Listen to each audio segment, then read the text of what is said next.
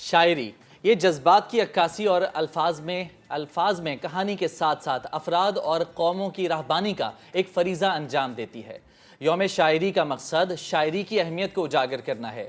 یہ شاعری جب خواجہ فرید، بابا بلے شاہ اور سلطان باہو کی کافیہ کہلائی تو امن اور سلامتی اور اسلام کے فروغ کا ذریعہ بن گئی۔ اس کے علاوہ اقبال کی نظموں کا جب روپ لیا تو بیداری انسان کا کام لیا۔ فیض اور جالب کے شعروں میں جب ڈھلی تو انقلاب کا سامان مہیا کیا اسی شاعری نے، اور جب یہ شاعری ناصر اور فراز کے الفاظ کا ذریعہ بنی، انہوں نے شاعری کو منتخب کیا تو پیار اور الفت کی ایک نئی کومپل نے جنم لیا۔ شاعری کے پیچھے چاہے عقیدت کار فرما ہو یا دنیا داری، بہرحال یہ سب محبت کے استعارے ہیں اور تسکین کا سامان مہیا کرتے ہیں۔ تو دنیا بھر میں یہ دن، شاعری کا دن، خوبصورت شعر دنیا بھر میں پڑھے جائیں گے، اور اسی دن کی مناسبت سے آج جو ہمارے ساتھ مہمان موجود ہیں کسی تعارف کے محتاج نہیں ہیں۔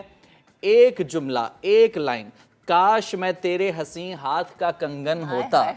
جب یہ جملہ، جب یہ لائن، جب یہ شعر سنا جائے گا تو جس شخصیت کا نام آئے گا وہ کون ہے؟ وسیع شاہ جناب۔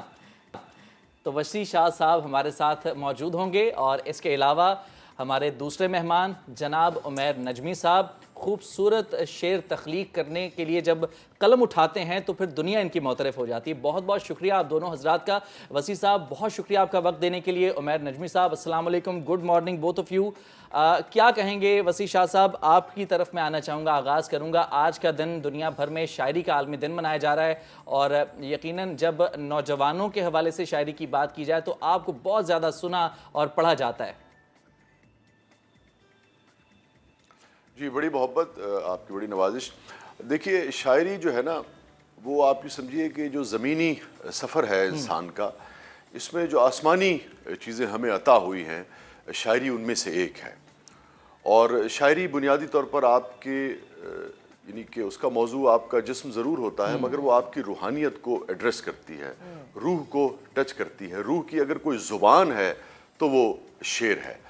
اور شاعری کرتی کیا ہے؟ دیکھیے، شاعری یہ کرتی ہے کہ آپ کی انگلی تھام کر انسانی نفسیات، انسانی رویے اور انسانی جذبات، اس کے حوالے سے آپ کو وہ گوشے دکھاتی ہے جو آپ یہ سمجھیے کہ کسی بھی اور زبان میں، کسی بھی اور طریقے سے ان گوشوں پر نظر ڈالنا، ان کو سامنے لانا، ان کو ایڈریس کرنا شاید ممکن نہیں ہوتا۔ بالکل ٹھیک۔ تو شاعری جو ہے وہ نا آشنا سے آشنا کی طرف آپ کو لے کر جاتی ہے۔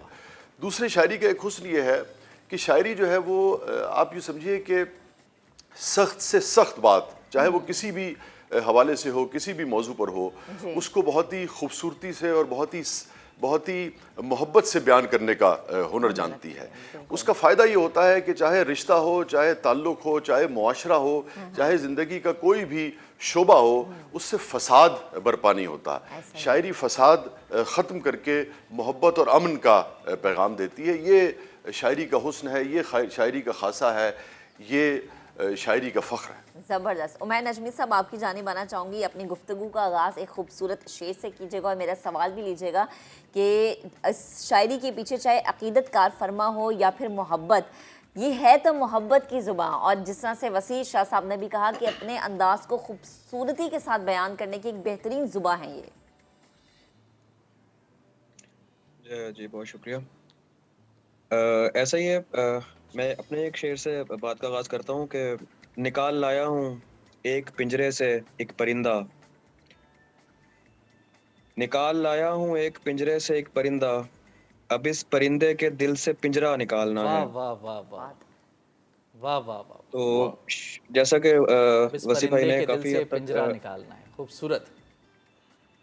جی، جیسے کہ وسیع بھائی نے کافی حد تک اس بات کو واضح کر دیا ہے کہ شاعری کا کام یا اس کا جو مقصد ہے وہ انسانی زندگی میں کیا ہے، تو میں اس بات کو آگے بڑھاتے ہوئے صرف اتنا ایڈ کروں گا کہ ایک شاعر جو ہوتا ہے اس کو جو ایک چیز ودیعت ہوتی ہے وہ ہے احساس۔ وہ باقی لوگوں سے تھوڑا سا زیادہ حساس ہوتا ہے۔ اپنے ارد گرد پھیلی جو افسردگی، اداسی یا انتشار یا وہ چیزیں جو عام لوگ بہت کم محسوس کرتے ہیں، اگر محسوس کر پائیں تو بیان نہیں کر پاتے، تو شاعر ان چیزوں کو جذب کر کے اور پھر ان کو الفاظ کی شکل میں کاغذ پر انڈیلتا ہے، لوگوں کو سناتا ہے، لوگوں تک پہنچاتا ہے، لوگوں کے دلوں کی آواز بنتا ہے۔ تو شاعر ایک ذمہ دار اس چیز کی ذمہ داری اسے سونپی جاتی ہے کہ وہ عام لوگوں کی زبان جو ہے وہ بولے اور ان لوگوں کے احساسات جو ہیں ان کو سامنے لائے.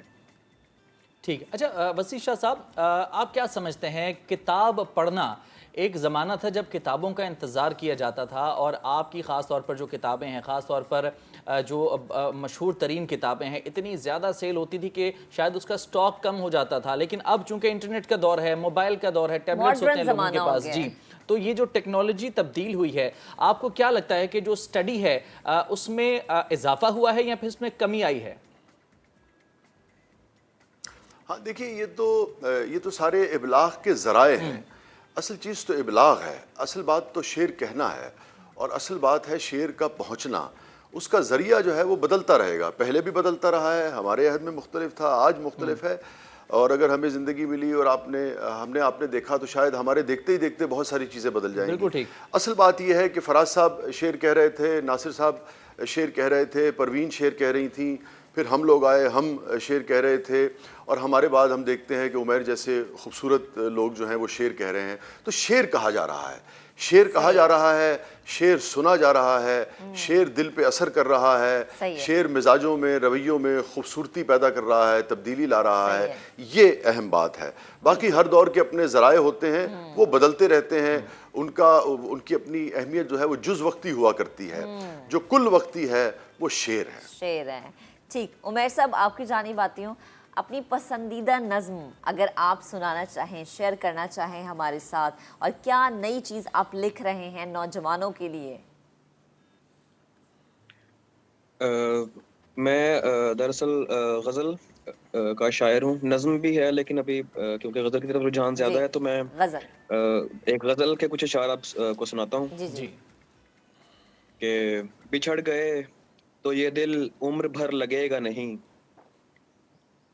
بچھڑ گئے تو یہ دل عمر بھر لگے گا نہیں، واہ واہ واہ، لگے گا لگنے لگا ہے مگر لگے گا نہیں، واہ واہ واہ مگر واہ لگے گا. واہ واہ واہ، کیا کہنے عمر؟ خوبصورت، نہیں بہت لگے خوب. گا، بہت شکریہ، نہیں لگے گا اسے دیکھ کر مگر خوش ہے، نہیں لگے گا اسے دیکھ کر مگر خوش ہے، میں خوش نہیں ہوں مگر دیکھ کر لگے گا نہیں. سبحان اللہ، واہ واہ واہ واہ، زبردست، کیا بات ہے. کیا بات.